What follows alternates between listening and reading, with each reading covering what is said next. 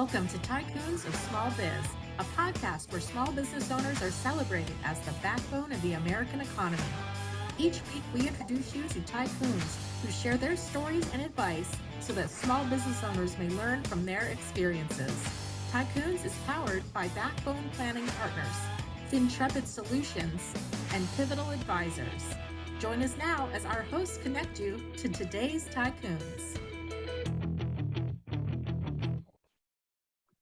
Good afternoon, Tycoons. Welcome to this episode of Tycoons of Small Biz. I'm your host here, as always, Austin Peterson, coming to you from lovely Gilbert, Arizona, where the temperatures have started to drop. I actually went for a run this morning. It was 63 degrees, and that's the first time in a very long time that I've been able to run without it being 4 a.m. in order to get those types of temperatures. So very excited for that. If this is the first time you're listening to our podcast and you're wondering what it is that we do here at Tycoons of Small Biz, we're a podcast that's put together by small business owners for small business owners.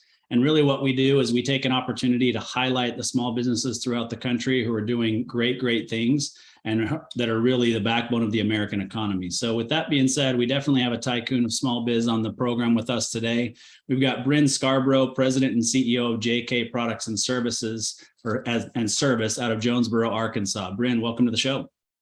Thank you so much. I'm so excited to be here, and I feel you on the temperature change being in Florida. We are just now getting to get a bit of a breather at the end of a long summer. Yeah, it's been a very long summer, and it's actually a little bit early for us. We typically can't count on these temperatures until after Halloween, so we're excited that it's dropped a little early. Yeah, I totally agree with you. It's nice here as well. Seems like the hurricane took a lot of the heat out of the air, so we're glad to feel it. Yeah, well, it's unfortunate that that's what it took to get the heat to drop, but hopefully you and yours are all fine and have weathered the storm well. Yeah, absolutely. And looking out for our friends down south, that's for sure. But yes, here we are doing well. Yeah. So Brynn, you've got a little bit of a different story than most of our guests. Most of our guests are the founders and CEOs or the business owners.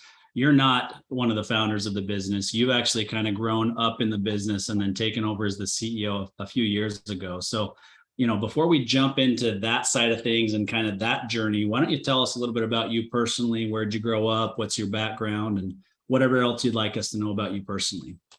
Sure, absolutely.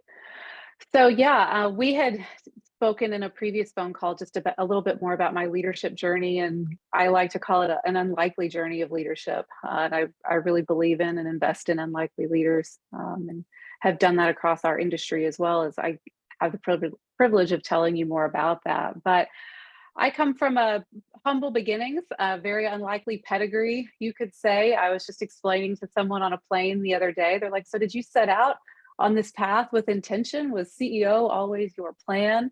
What was your degree in that got you here?" And I just thought, you're not going to believe any of this when I tell you the path that I have taken to get here. But yeah, I grew up in Texas, and ended up going to undergrad at Arkansas State. My family, I was homeschooled. I got a GED when I was 16. That's not a story that I would have always told you willingly. I would have certainly hidden that well into my late 20s until I became a lot more comfortable just owning my story and owning my path to where I am today. But went to work full time at 16 to save for college. Ended up getting a scholarship off my GED score, full ride scholarship to a state school. People ask me, they're like, "Why did you go to a state school?" And I said, well, that was as wide as the lens would go at the time. That was as big as I knew how to dream at the time. And so I ended up getting a dual degree in philosophy and political science. Political science one has served me quite well.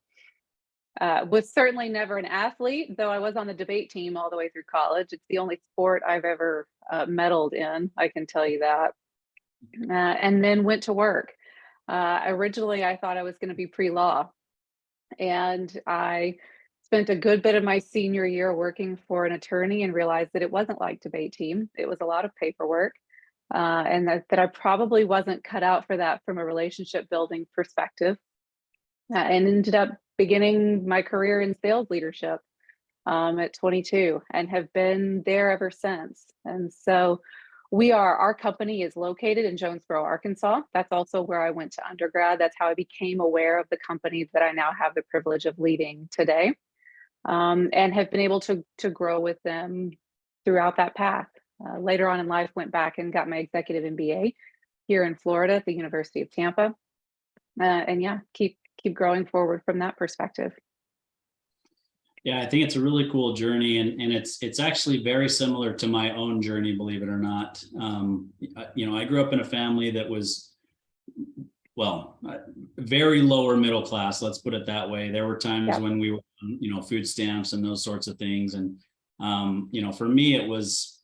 I don't know that I really realized that college was an option until my freshman year of high school, and then when I kind of learned about it, I thought, oh, you know what? I think I'd be a good lawyer, and lawyers make good money, so that's the direction I'm going to go.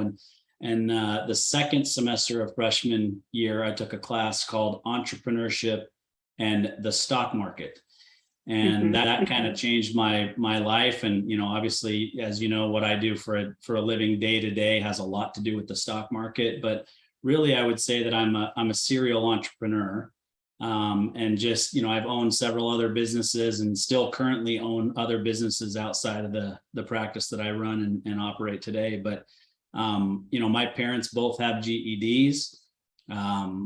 We had the author, I don't know if you're familiar with the books Effortless and Essentialism by Greg McKeown. If you haven't read those, I would definitely take a look. But he was on our show probably 6 months ago or so. He was actually on our 100th episode, and his kids. So he lives, gosh, a stone's throw from here. I mean, I could hit a 9-iron and probably hit his house. And his kids are all homeschooled, and they all kind of get their GEDs about 16 years old, and then head off to university. And so, a lot of tie-ins there from your background. But I think the biggest thing that I pick up from that, which is similar to somebody that I heard speak last week at a conference. Her name's Allison Van Hooser, another one that you should look up if you're not familiar with. But she grew up in Western Kentucky, or maybe Southern Kentucky. And, she has that very deep Southern, accent when she speaks. And I think people kind of prejudge her a lot of the times with that. And she's similar to you. She's got the long blonde hair. And so there's another prejudgment that kind of comes into that sometimes as well. And, she just talked about her unlikely story. She grew up with parents that were just, her mom took off, her dad was there, but he was addicted to drugs. And there was, not a whole lot of food in the house, but it puts something in you if you can kind of bottle it up, and you have other people who kind of step in and give you a hand up at times. It can really lead you to being a fantastic leader, which is what I'm obviously seeing with you. Yeah, it's interesting that you touch on some of those topics so early. I just got the opportunity a few weeks ago to go back to UT and speak to a group of undergraduate management students, and ended up telling them a story that I would have never been willing to tell them a decade ago, right? That it doesn't really matter how much you don't fit the mold. It doesn't really matter how much you don't fit the pedigree. And believe me, UT is a much nicer school than I went to in undergrad, right? So this is a demographic that I certainly was not exposed to coming up through my undergraduate education.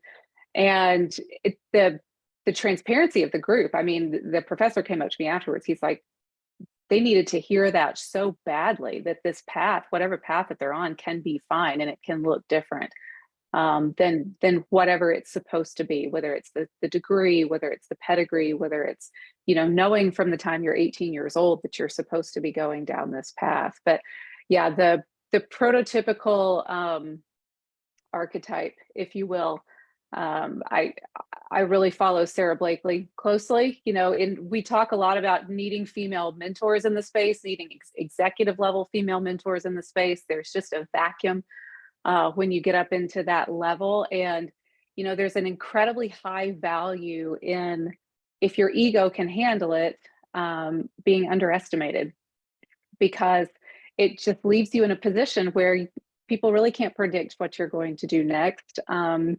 they routinely underestimate what you can do from a performance perspective, and it leaves you in a very, very strategic position. It's hard on the ego. But if your ego can handle it, and you can keep moving forward in spite of that, it is quite an interesting position to find yourself in. And believe me, I found myself there plenty and continue to on a daily basis. Yeah, I'm sure. And, I think I deal with that a little bit less because, if we call a spade, I'm a middle-aged white American male, right? And so people kind of look at me and expect a certain level of success a lot of the times, which is kind of unfortunate, because if they truly knew my story and where I came from, and I don't mean to minimize at all my parents. My parents are fantastic people. My father unfortunately passed away in August. And so, that's left a void in my life, because he truly was a great person and taught me a lot of really important life lessons. But financial success, business success, an understanding of certain things, that didn't come from my dad. That came from other people in my life, and then me being willing to put in the efforts and the work to get there. Right. So much so that when, I got my associate's degree first at an community college, I guess is what you'd call it in Southern California. And then I transferred to the 4-year state school, right? And when I called my parents and said, hey, graduation's coming up, and it was only about a year after the last one, and I'm gonna buy you and dad tickets so that you can come and be there for my graduation. My mom was confused because she didn't understand why or how I was graduating from college again. And then you throw the MBA on top of that, and her mind was just complete. Yeah, I totally understand that perspective. It's I was just asked over the weekend, they're like, boy, your parents must have been really successful in the business world for you to be where you are. And I thought, I understand how you might think that. And even with travel, for example, they said, oh, did you grow up traveling? Is that why it's so important to you now? I said, no, absolutely not. It's a true departure. And it really is, it's paving a way. And while I may not make those same decisions again, the level of resourcefulness and I guess some naivete, right? You're naive enough to say yes and try, and to take responsibility for certain things. You don't know enough to know you can't do it. And really, honestly, the more I advance in my career and the more experience I have, I realize that sometimes that's really the difference. You're just willing to give it all you've got and try, and you don't really come in with any knowledge. My MBA taught me a lot about that. It taught me a lot about imposter syndrome, honestly, as well, because I was by far the youngest in my cohort, by at least a decade. And I even told this story the other day. I kept expecting someone to come in and tap me on the shoulder and be like, I'm so sorry, we've made a mistake. You're not actually supposed to be here. Because I eked in on the experience, eked in on the timeline. And I'm sitting there at the time, and this was 7 years ago when I started, but I'm sitting there at the time with C-suite executives that I'm just blown away by. And the opportunity to literally,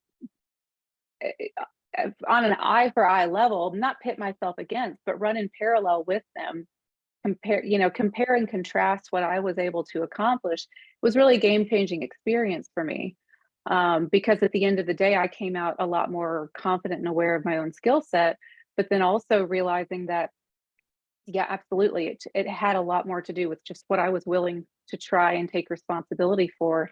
I realized I was doing that a lot earlier than probably others in my space, maybe because I didn't know better. I didn't know to doubt. I didn't know I couldn't. And as it turns out, I could. But yeah, I didn't know to doubt. I didn't know what was possible and what was impossible. And I think that's part of it. We learned a lot, especially in the last few years. We were, as leaders, it's opening and closing businesses, predicting and protecting employees, that type of thing. People are looking at us like we know something that they don't, like we have some sort of access to information that they don't have, or like we get it early, right, and have time to process it. we get all that information at the same time. We're just willing to do something with it, and sometimes fail, and fail really publicly, and pivot and make corrections and move on from it. And I tell my team all the time that sometimes I think leadership is as simple as being willing to fail publicly and let other people learn from it, and then get up and try again, because you'll never stop. And if you're trying, and if you're really taking risks, you're going to continue to fail in front of other people as long as you're doing it. And it's a big difference, I guess. And I didn't know that as a young person. I thought as a young person, everybody wanted this. That's why wouldn't they? Everyone wanted the opportunity to, you know, have responsibility for a big project or a company or whatever. And that's not necessarily true. But yeah, it's an interesting process.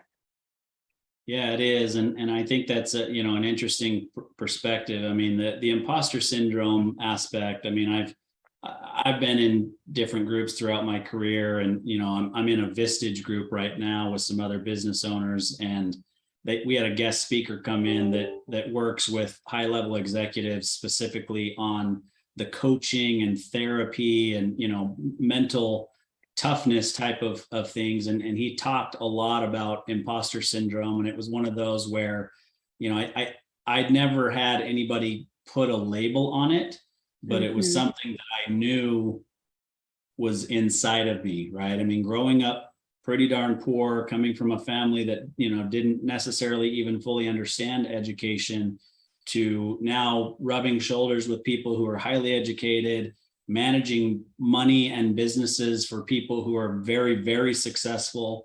And you just feel like you kind of don't belong sometimes, right? And even more so, I mean, my MBA was at an upper tier program, let's put it that way, right? And so, I go through the process, and I decided pretty late I was going to do it. Took the GMAT without any kind of studying whatsoever. My GMAT score was kind of middle of the road. It was in that average space for the people who got in. And then I go through the interview process, and the person that I interviewed, the professor I interviewed with, said, I just don't think this is going to be a fit for you. And he kind of honed in on one semester, maybe 2 semesters of my undergrad, and some grades that just weren't so great. And, I explained to him, I said, well, I got to give you some background on that. I was married at the time, and I'm still married to the same person, but I said I was married at the time, and my wife was going through a very high risk pregnancy, very high risk pregnancy. And so my focus was not necessarily on making sure I got an A in those classes. I did enough to make sure that I was able to pass those classes and move on to the next level of my degree. And, the head of the program called me a couple of days later, and I said, well, so-and-so told me he didn't think I was the right fit. I wasn't going to get in. And he said, man, I'm so sorry that he gave you that impression. You and your skill set is exactly what we need in this program. We've got all kinds of executives that kind of work in that middle management space in large corporations. We don't have a lot of people who have done it and run the business themselves, whether it's their own business or not. And we need people with your skill set. So hopefully that didn't rub you the wrong way, and you'd be willing to join the program. So, it worked out, but it was different. And I was 30 at the time. I don't know how old you were when you started the program, but same. I started when I was 30 as well. Yeah. So it's an interesting conversation to understand how many, crossover points we have in our lives. So that's cool.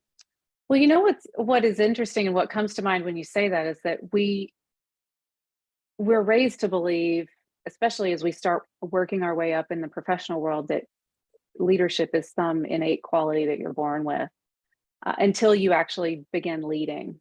And then if, they say that you'll learn as much from the bad leaders, sometimes more, than you do from good leaders. I believe I have given both of those opportunities to my teams. I look back at the teams I led at 25 years old and think, oh, dear God, what they must have learned from me. And hopefully it's a different story today. But, we have this idea that you're either born with it or you're not. You've got it or you don't. And that's just unequivocally untrue. But, that was also applied to myself. And I even hesitate to tell this story because I know it's going to live forever on the internet. But going through undergrad and honestly trying to get through something like college algebra, math with letters, I was convinced I can't do math. I can't finance. I just can't I don't have no foundation for it. I was missing a gap, truly a gap in my education over years. And I had to fight like an animal to make up for that as an adult. And I did. And as it turns out, don't get me wrong, I don't live for Excel. It's really not where I do my best work or enjoy it. But when it comes to finance and honing in on a problem in your margin and your P&L and working through that type of information, I'm good.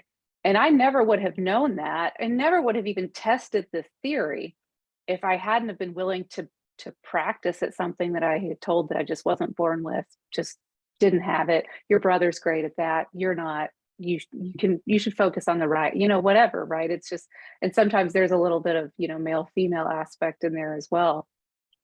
But yeah, it's the same thing with leadership, right? It's practice.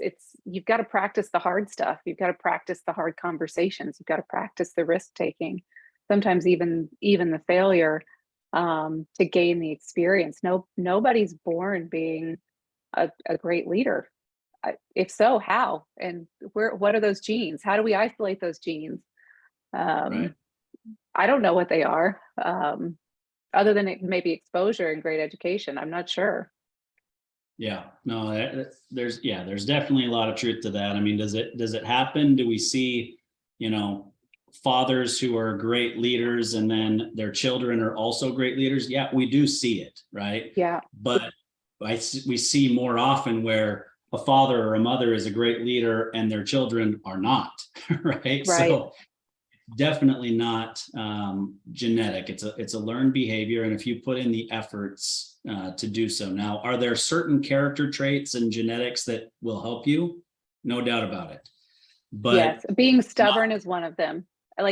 As my grandmother would have said, stick-to-itiveness is one of them. Tenacity, yeah, there are certain traits.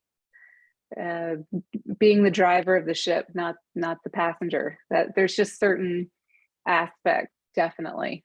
But man, so much of it can be learned and practiced and improved upon and developed, right? Invested in at the end of the day. Yeah, for sure. Well, let's kind of unpack that a little bit. Let's talk about specific leadership lessons.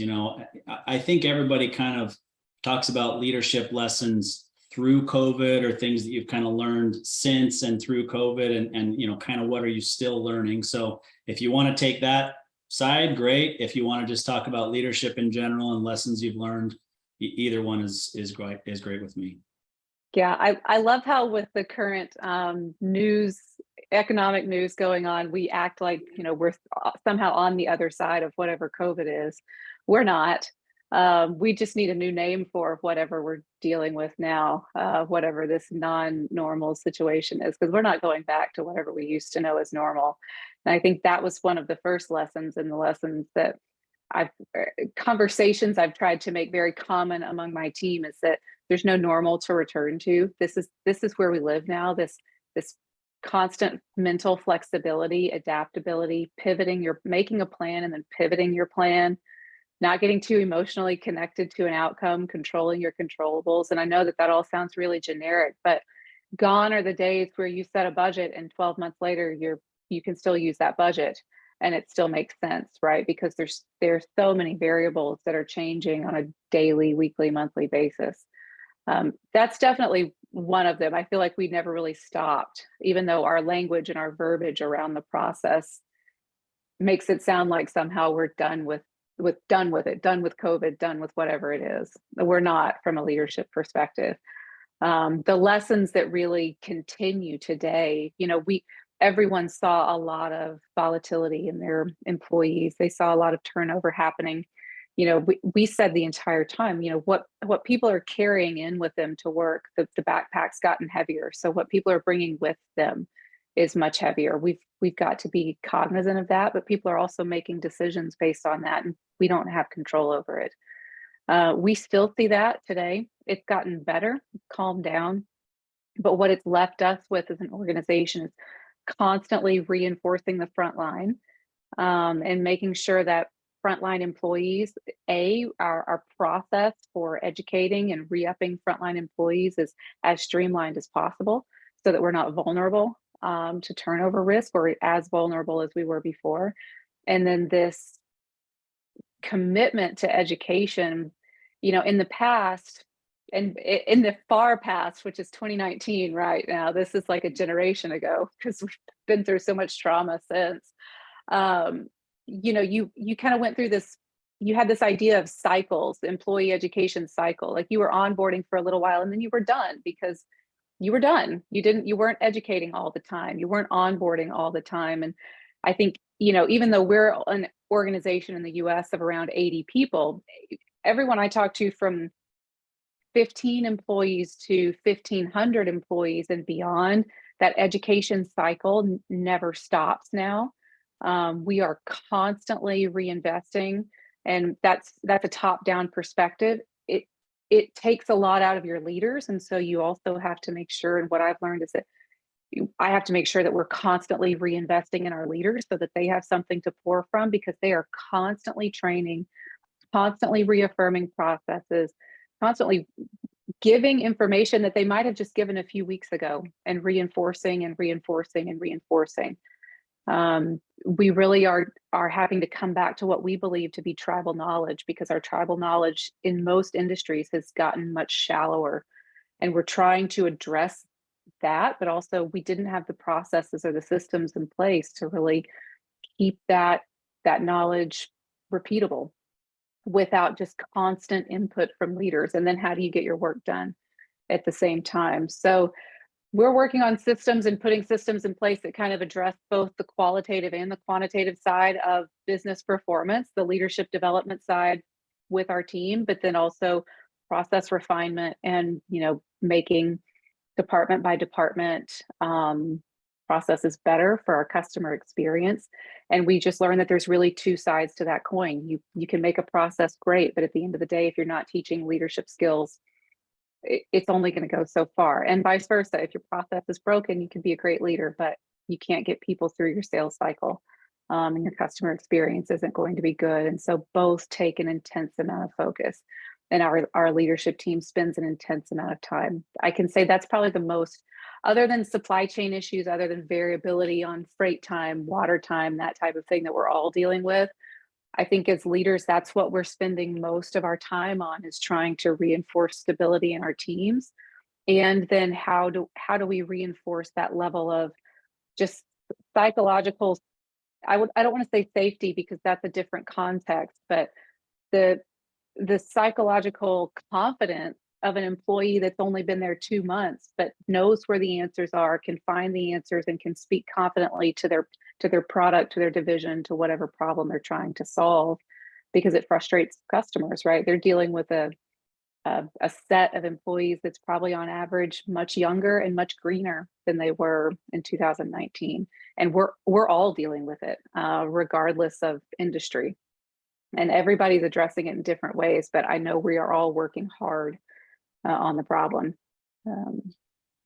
Yeah, I tell you, it's interesting. I mean, the first thing that you said about them coming to work with a heavier backpack, than they've had in the past, and I've been reading an awful lot about that recently, and some of the things that are coming out where you've got employees that either feel a certain way about their job, or they're maybe working a second job and that's taking away from the first job, and how do you deal with that, and just different approaches in realizing that if we ask different questions as leaders and employers to get to the root of why they feel the way that they feel, or why they're doing what they're doing, it will lead to a better outcome for not only them, but for us as the employer and as the company itself, because we're truly investing in them, whatever it is that they need at that point. When we invest in them, then they, of course, invest in what we're doing as an organization, and they're hoping to drive that forward.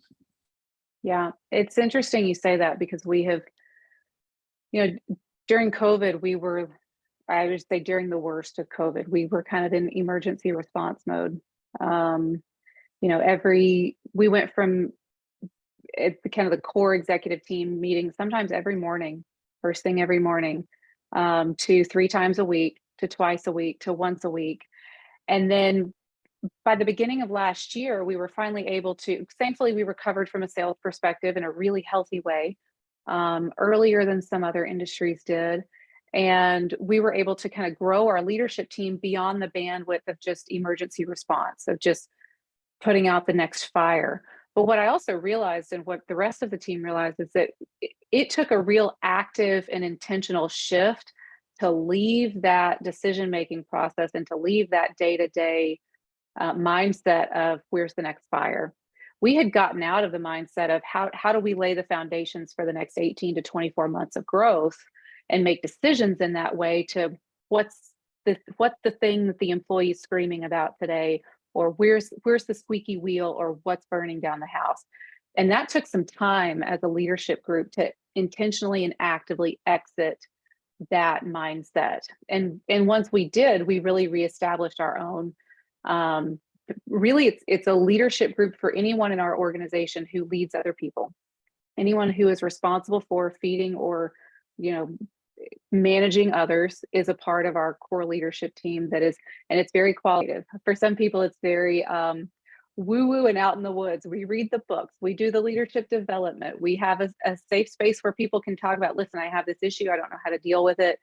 HR is involved, everybody is involved, so that we can hopefully continue to up our awareness and our acumen to be able to feed that into our organization. But it really took a back seat during the worst of COVID, because we were just responding to an emergency. We did not shift back into this growth and development mode naturally. It didn't happen by chance. It happened really by kind of ripping the Band-Aid off and say, hey guys, we need to start working on some of these processes. We need to work on our customer experience. We're coming back to leadership development intentionally. And that was a top-down initiative. It really came back to, like, what am I focused on? What is our core team of executives focused on? And then our group of managers outside of that. In fact, just today we kicked off our first total company lunch and learn, which is solely focused on individual development around our core values.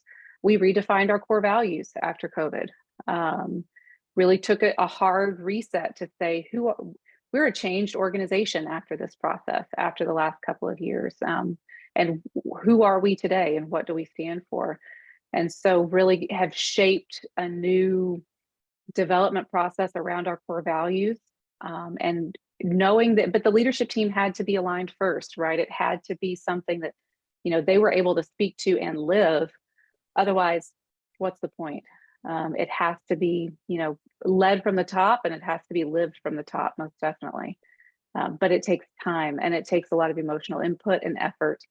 And sometimes at the end of your day, that's the last conversation you want to have. Sometimes it's easier just to, work on the process, and not the people. And I understand that, but it really, it's a space where we have to go back and actively reinvest after exiting kind of COVID response mode. Yeah, I mean, and here's the thing. I mean, in your organization specifically, I'm sure that you're still dealing with fires, whether it be supply chain issue, whatever the case may be. So that those fires still have to be dealt with. Yeah. But if you constantly stay in that mode, you'll never get back to what's going to take you from here to here, right? So right. I think it's an interesting thing to look at. And obviously, I think there are plenty of businesses out there who aren't realizing that, okay, I've got to start to focus on the future now, in addition to the fires that I continue to have to put out. Yeah, it wasn't easy. I mean, we had to have some tough conversations, and none of my leadership team is on here today. Maybe they would be a better frame of reference to give this information. I hope that we struggle well together.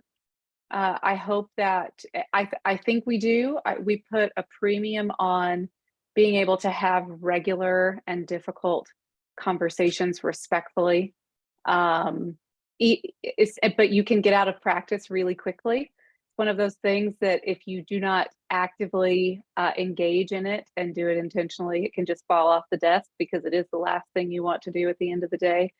But we had to pull the Band-Aid off on certain things and just say, and I'll give an example. This is one that we really didn't love starting out, but we needed to go back to our customer experience division by division. We are a capital investment product. And so when people invest with us, they're buying a product and keeping it long-term, which means they have a relationship across multiple divisions in our company, a long-term relationship. And so we really needed to go back and focus on kind of that handoff between divisions instead of just tossing the fire or tossing the issue from one department to the other. I heard an analogy the other day about it being a relay race, and how smooth is your handoff to the next runner behind you from or are you just tossing the baton over your shoulder and running away? We had some issues to address, and so, but we had gotten out of the habit of having time, and we still don't. Time is relative. Time is where you make your priorities, I think. But we'd gotten out of the habit of kind of digging some of these things up from the root instead of just handling the surface fire. And so I had division leaders go back and literally pull up their cringiest, worst examples of customer service from the last few months and just bring them all. Bring at least 5 examples. 3 wasn't enough. 3 wasn't enough to get my point across. You needed like at least 5. And at first they're like, I got so much justification. I got so much kickback, so much. I'm not really sure what you're talking about. My team doesn't do that. We don't have that problem. And I'm thinking so then I put a list of like red flag issues together. Like if you're not aware of any customer service issues in your department, red flag. If you have not seen communication going through to your customers in the last few months, red flag. And it took a while to even say, like, to re-engage in this space. And so now, at least as we're re-engaging in conversation, when these things come up, even though everyone hated that exercise, they're willing to just say, hey, this happened in my department. This was a great opportunity to learn. And there were multiple points where the process broke down and we could have stopped the problem. And we still have work to do. We still have painful work to do. But people are at least used to the pain again. And so we just had to get back to that point. We had to make the difficult piece of the conversation so common that no one you're not justifying your reason for being on the leadership team, right? You're not trying to justify your existence, not trying to defend your job, none of those things. We're all working towards the common goal of making our customer experience better. And we can't do that if we're just defending why our employee was right? We just can't do that. And we're not done, right? We've got miles to go, but, just normalizing the conversation around those really cringy topics sometimes is part of it. I don't enjoy it either, right? I really don't, but it's valuable feedback. Yeah. And I mean, that can be true in so many different areas. That's true in personal relationships. That's true in business partnerships. It's true in, individual departments. Having those tough conversations is really what's going to save each of those relationships or organizations to be able to then take it to the next level. So yeah. I think that's a perfect spot to take a quick break. We'll have a quick call to action for our listeners. And then we'll jump back in and talk a little bit more about your culture, your workplace, what it is that you guys are building over there. Absolutely. Hey there, Tycoons. Austin Peterson here, co-host of Tycoons of Small Biz. If you think you have what it takes to be considered a tycoon and you're wondering how you could become a featured guest, please follow and then message us at Tycoons of Small Biz on LinkedIn. We'd love to have a conversation with you to see if it is a mutually good fit, and if so, we'll get you scheduled for an interview. If you're unsure about being a guest on our podcast, but are contemplating selling your business over the next few years and you'd like to know what your business is worth, please also follow us and then message us on LinkedIn for your no obligation, informal valuation of your business. We look forward to hearing from you, and thanks for listening to the Tycoons of Small Biz podcast. And now, back to today's program. All right, Tycoons, welcome back. We're here with Brynn Scarborough with JK Products and Services. We've been talking a lot about obviously the pandemic and different things that change, and really kind of how do you emerge from that while you're still dealing with the fires and kind of build to the future. So Brynn, I want to unpack a little bit more about what you guys are doing internally to kind of reimagine your culture, your workplace organization for the employees that you have today and the leaders that you have today, and then what that's going to do to sort of lay the groundwork for where you're going from here. Yeah, absolutely. I mean, there's a few ways to address that question culturally, and from a workplace perspective, we certainly have had to become more flexible. Um, that's a softball answer. The real answer is we're still trying to figure it out. We're still trying to figure out the recipe that really makes sense from a productivity perspective between hybrid and in person. We have certainly grown our remote workforce. Pre-pandemic, we were probably 80-20 remote. I've been remote for 7 years. Once I started working my way up into leadership of the company, it no longer made sense for me to be in rural Arkansas anymore. It's a great place to be during a pandemic. We were really able to avoid some of the more difficult issues that some areas of the country went through, there's no doubt. And so now we're probably getting close to next year, probably 50-50 remote and in person, as we're also growing our national footprint. During that time, we have also switched from a distributor base to a direct to consumer sales model. Those processes were already in place before the pandemic. Obviously, we didn't know COVID was coming. We knew that it was a business decision that needed to take place for our customer experience and for the customer relationships that we had been growing over time. And as it turns out, it really has reinforced and strengthened us as an organization and changed the way we do business and come to market. From a company perspective, I will tell you, I think we have had to listen. And sometimes we still really have to make compromises between what we know that employees want and say they value today versus what we can really afford and make decisions on from a productivity perspective. I think most leaders are in a similar position, to be honest with you.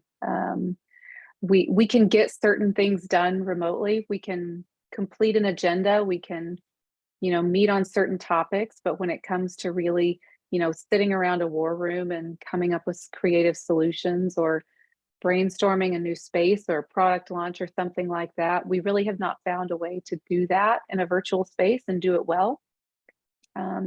We haven't found a way to give people creative freedom in a virtual space where they can, show up, whether it's with sticky notes or you can't say no for 20 minutes, you can only say yes, or whatever creative exercise you go through to get to your outcome. We haven't figured out how to do those things. And we've been trying for a few years now. And so it has changed productivity, there's no doubt. And then you still are trying to work and balance, the backbone of our organization, and these guys know this, but the backbone of our organization is our warehouse and logistics department. These guys are the most resourceful, most loyal and scrappiest group of individuals that we have in our organization. And they never went home. They can't go home. They have to show up every day. We rely on them to receive, turn, repack products, sometimes under intense pressure. Sometimes they're getting 15, 20 containers in a week and sometimes nothing. And then the cycles have just been incredibly unpredictable. And we've done everything from build our own pallets in the parking lot because pallets were not available to, you name it. These guys are resourceful. And so it's really balancing the needs of all types of employees. And I wish I could tell you that we had a great recipe worked out. I think we're trying a lot of things. I think it has at least opened up our minds. And I know it's opened up my mind. And many of my managers would tell you this. I said, 2 years ago, I might have had a really set opinion about where I thought a team should be or where they should be located or should it be in office or remote. I can't say that any of that's really true today. I find myself saying a lot, yeah, I think that opinion served me and us 3 years ago. I can't say that's true today. Let's try it. Let's see if it works. But we're trying.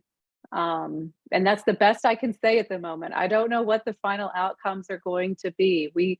We have lost some productivity, there's no doubt. We are spending more time sometimes to get basic functions accomplished. And I know that's true across industries, and it's expensive and it makes it difficult to maintain.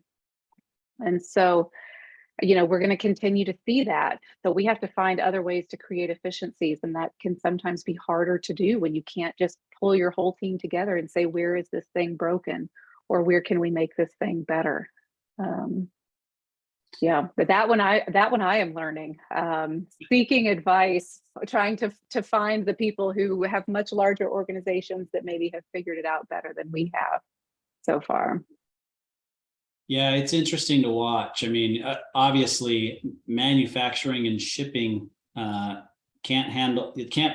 be handled virtually, right? So there is no virtual option for that. I think that when there's an opportunity to do it virtually, a lot of times it can make more sense, and you can find different efficiencies, not just for the organization but for the employees as well, right? I mean, about the options that gives them to not spend an hour a day in the car commuting, or whatever the case may be. There are plenty of reasons to do that when it makes sense, but the organization has to figure out what's going to work and what's not. It's interesting to me, though, that after coming through this whole thing, that there are still organizations out there that believe that you have to be 100% back in office now. And that there's no, leeway on that. And I just don't know that that's the right answer either. I mean, our organization, we're overseen by FINRA and the SEC, which are large governmental bodies, right? And they've had guidelines in place mainly for information security, which we are 100% on board with. But when we're still being told that, your administrative assistant can't work from home, they've got to be in your office, I'm looking at it and thinking, but with the technology today, is the information any more secure in my office than it is in their house if we have everything set up appropriately still? And so, there is still those groups of people who haven't quite figured out that we are definitely in a different world. And I think the way that you put it was exactly right. It's like we've jumped a whole generation in the last. Absolutely. Yeah. And there is and going to be somewhat of a backswing. And I think we're beginning to see it, because efficiency, I think over the next few months, and I'm certainly not in a doomsday perspective from an economic standpoint, right? We in our industry is really fairly recession resilient. I'm not sure if I'm allowed to say the R word here. But either way, there is going to be a backswing, right? Because we have kind of inflated, not necessarily our workforces, but we've inflated sometimes to be able to meet demand in a quick way. We're seeing it across organizations, across industries, and then suddenly they're tightening down the spend on personnel because they realize they're not getting as much for their money anymore. And not getting as much accomplished, I hate to say. And there will always be those people when they work from home, and I'm one of them. If I don't set really clear boundaries for myself, the work just never stops. It helps to have an office with a door on it, and I can just leave and close the door. It doesn't mean I won't come back in, but there are always going to be those people, and those people live in the office as well, right? It's a mindset, but we don't really have great systems and strategies in place to kind of create accountability, maybe for entry level or newer employees that don't maybe have those personal systems in place, or don't have that, the discipline or the understanding of really what it takes if they do want to grow up through an organization and do that remotely. It doesn't mean you have to work 15 hours a day. That's not my point, but it's just, you can't work 40% of the time and then us be able to maintain that from an employment perspective. And so it is tough. And we're trying a lot, but we have really leapfrogged, I think you're right, a whole generation of development, where we would have done this much more slowly and conservatively had COVID not taken place. And now we're not really sure how to address the problem all the time. Yeah. Yeah. I mean, and I think it's also created some pretty big benefits to a lot of really large organizations, right? I mean, think about all these large, Fortune 500 or not, but large organizations who are housed in, New York, Philadelphia, Chicago, LA, San Francisco, all these cities that are overly congested in a lot of situations, overly expensive to live in, a lot of, really negatives to living in those cities that in the past required that their executives or people that, that were really important to the organization as far as they were concerned to live in those cities. And now all of a sudden they can open up their entire job force, if you will, or workforce to the whole country and find the best person for that position, no matter where they live in the country. And I think it's created some pretty big advantages for those organizations. Yeah, that's absolutely right. I mean, it's even for smaller organizations like us, it's created advantages because we can, as we've grown and we've grown our national footprint, we found that if we were looking from a traditional perspective, finding that skill set in a brick and mortar office place at our distribution location could be very difficult and unrealistic to serve our growing needs. So yeah, we have sales managers all over the country. We have, an executive director of sales in Naples and Bristol, Tennessee, and all over.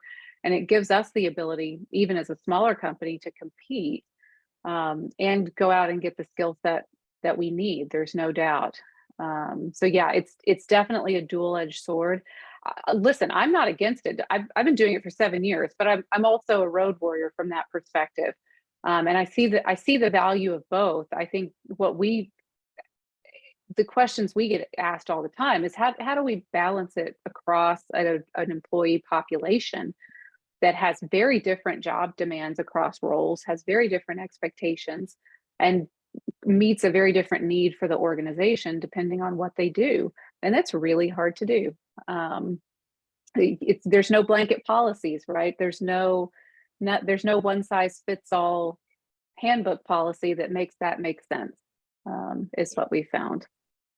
Yeah, neither one of us took a class in business school about remote workforces. No, you are so right. And even at that time, I think at least 30 to 40% of my MBA cohort was probably working remote, at least part of the time already. But yeah, you're right. It has changed so fast. Yeah, it's an interesting road to go down, but we're running tight on time. But you said something that I feel like I have to ask you about and have you talk about the strategy that you guys employed and why you did it. And you said that you guys made a shift from a distributor setup to direct to consumer. So what was the strategic reasoning and what did you guys do specifically to pull that off, and how has it benefited, and what have the difficulties been to transition? So I'll give you the Cracker Jack version of it.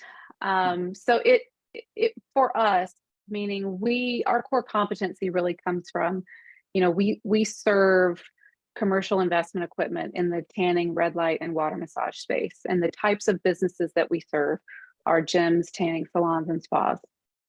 Over the last 10 to 15 years, those businesses from a national franchise perspective have really grown up, and franchising in general has really exploded, as we all know, in the US, in the last 2 decades. It is the land of the franchise. If you look in other places around the world, the US is just by far and away ahead.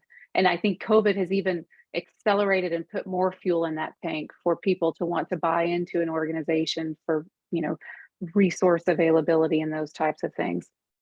And so what we had found, we were a family-owned organization up until about 2018.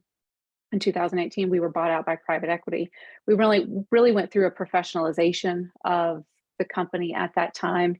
had a lot of great opportunities to kind of reimagine and reposition ourselves as an industry, and as a manufacturer as well.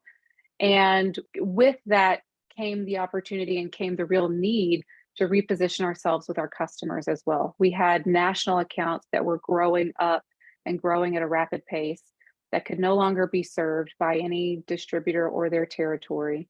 These territory lines had been drawn in the 80s and 90s when the industry was completely different than it was today.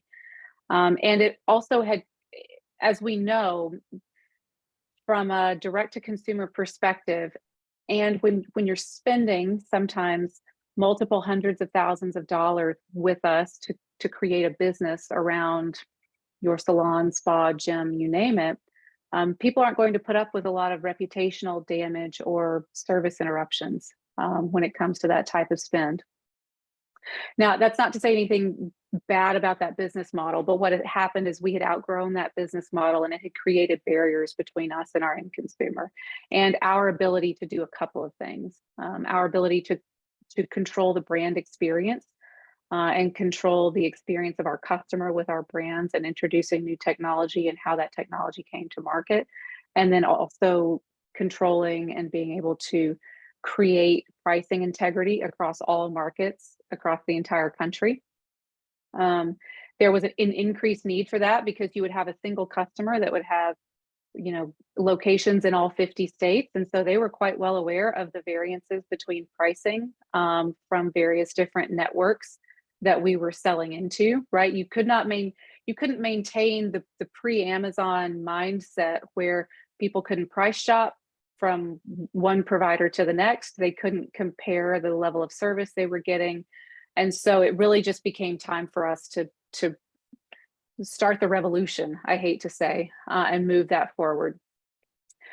Strategically, that came from an intense level of legal planning, making sure that these were old neglected contracts that had been out in the universe for a long time. They needed to be updated. And really to work that took about 3.5 years to really transition through that process and to transition through that process successfully. Yeah, I'll leave it at that. It was an intense, it's kind of like the last 3 years since COVID.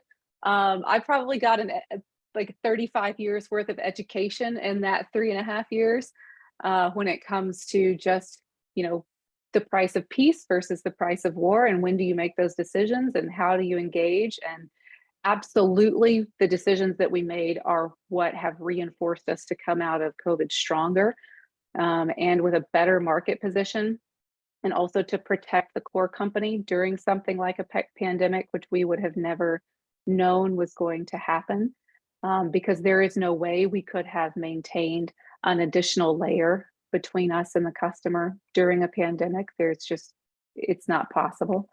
But then as a result of that, kind of, once you leave the battle behind, what it leaves us with the ability to do is to use this national infrastructure that we have and that we've established over time to now expand beyond our core market into, and when I say core market, I mean traditional tanning equipment.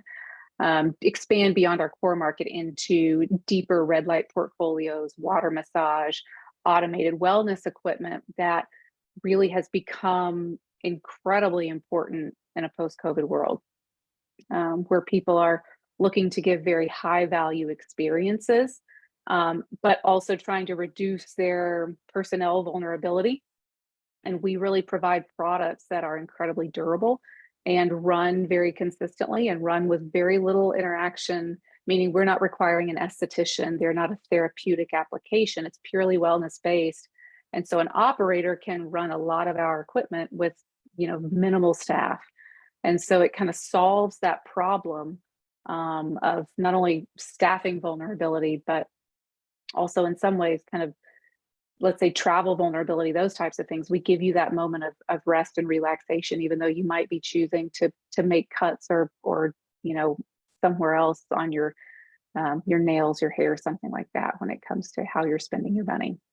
So yeah, it's been a long process and one that certainly was a learning experience, but as it turns out, it was essential for us to be able to not only move our customer experience forward, but then also just to continue to grow the types of services that we're able to offer to our customers in a consistent way. Yeah. Yeah, I mean, it's a perfect example of a really hard decision that leaders sometimes have to make and live with the consequences, right? And luckily for you, the consequences were very, very positive, but that's not always the case. Yeah, absolutely right. And you know, so many lessons that don't need to live forever on the internet, but so many lessons. And it has, at the end of the day, we could have never known what it was preparing us for and how it was kind of shoring up the organization, not only from a financial perspective, but just from a value perspective as well.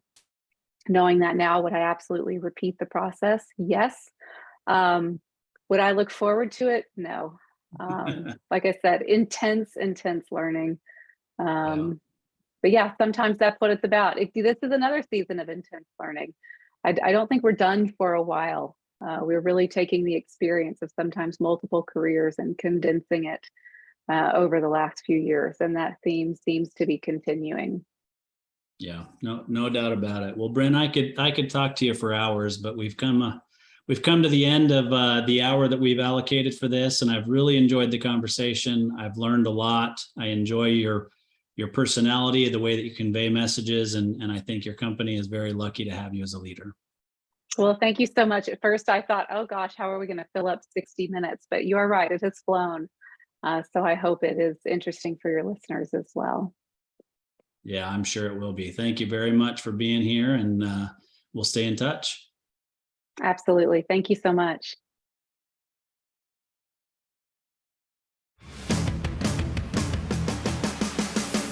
You've been listening to Tycoons of Small Biz, a podcast for small business owners by small business owners.